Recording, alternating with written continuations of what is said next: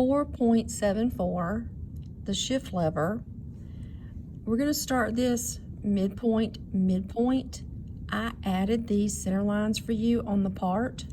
So what I want you to do when you midpoint, midpoint, I want you to offset that center line down 0.5. You're going to offset down 0.5, and then you're going to erase the center line.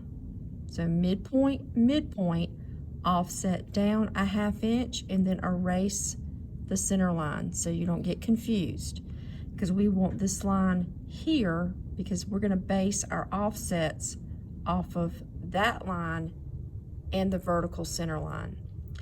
You have to pay attention to where your offsets are coming from. From our vertical center line, you're going to offset over 3.4, and that's going to give you this line. From that line, you're going to offset to the left 5.5. From this offset, you're going to go down 1.25, then up 2.75. From there, up 1.25. From here, down 1.25. So you've got a lot of offsets that you're going to deal with. You may want to use your grips and grip in some of your center lines so you don't have just lines all across your title block. Once you get your center points, you've got 0.75 radius here and here, and a 0.76 diameter here and here. When you place this circle and these circles here, see this little line? That's just letting you know that this curve is still the same curve on this side of the part. You will not leave that on your actual drawing. You're going to trim that out. To get this curve, you're going to use tan radius.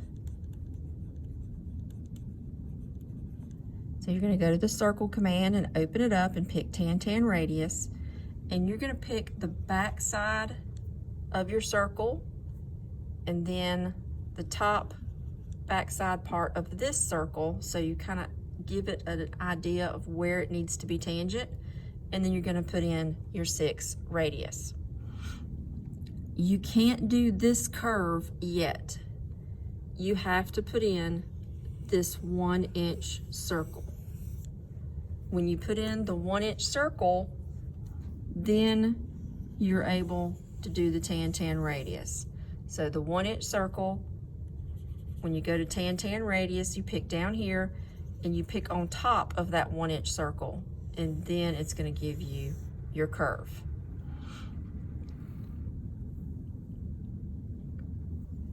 For this top piece, you'll have a circle here.